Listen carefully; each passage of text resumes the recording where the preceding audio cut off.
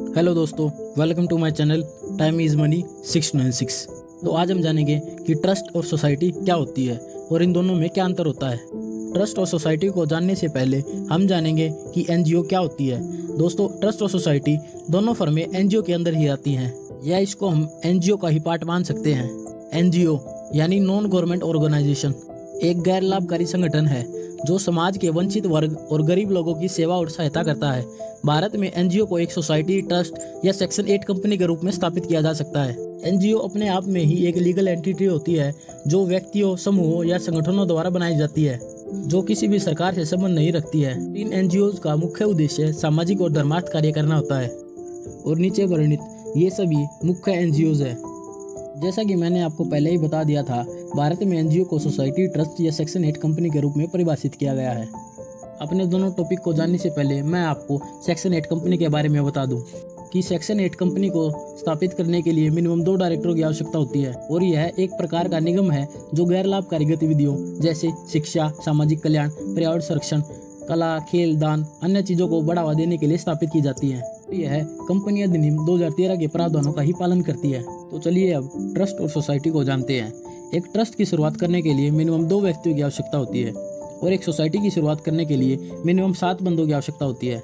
जैसा कि मैंने आपको बताया था कि ट्रस्ट और सोसाइटी एनजीओ के अंतर्गत ही मानी जाती है, तो इसलिए इन दोनों फर्मों के अंदर भी गैर लाभकारी गतिविधियां की जाती है, अर्थात ऐसे कार्य जो केवल प्रॉफिट के लिए नहीं किए जाते हैं। दोस्तों, मैं आपको यह बात बता दूं कि फर्म चाहे ट्रस्ट हो, सोसाइटी हो या सेक्शन 8 कंपनी हो, आईटीआर सभी की भरी जाती है और सभी में इनकम टैक्स नियमों का पालन किया जाता है।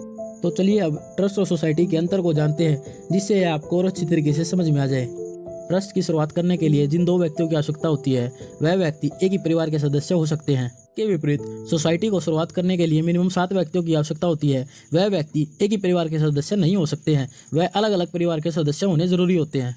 अगर आपको एक ट्रस्ट के अंतर्गत कोई भी फैसला लेना पड़े तो वह फैसला बहुत जल्दी हो जाता है, क्योंकि इसमें मिनिमम 2 व्यक्ति होते हैं और वह भी एक ही परिवार के हो सकते हैं, जिसके कारण उनकी आपस में बहुत अच्छी बन सकती है।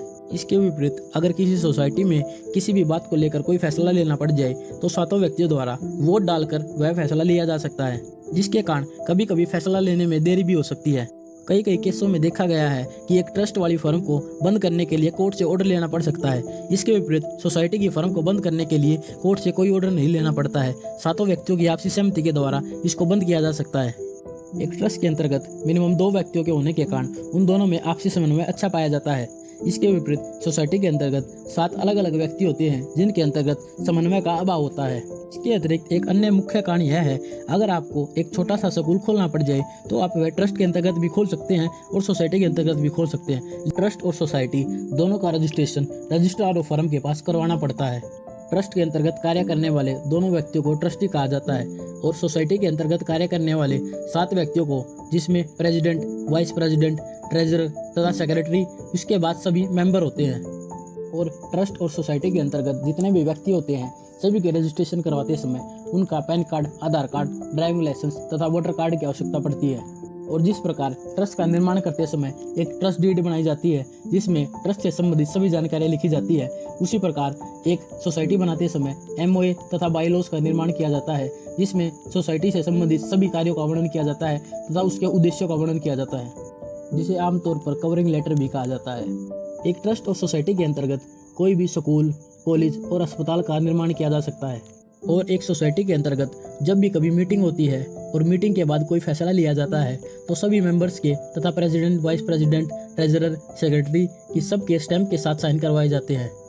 दोस्तों, ट्रस्ट के निर्माण में भी लगभग 8 या 10 हज़ार रुपये का खर्चा आता है और सोसाइटी के निर्माण में भी 8 या 10 हज़ार रुपये का खर्चा आता है और इन दोनों के रजिस्ट्रेशन के लिए मैक्सिमम 1 महीने का टाइम लग सकता है।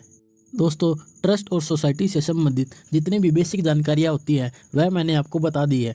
वीडियो अगर अच्छी लगी हो तो वीडियो को लाइक और चैनल को सब्सक्राइब कर दीजिएगा, जिससे मेरी आगे आने वाली हर वीडियो आप तक बहुत जल्दी पहुंच सके। धन्यवाद।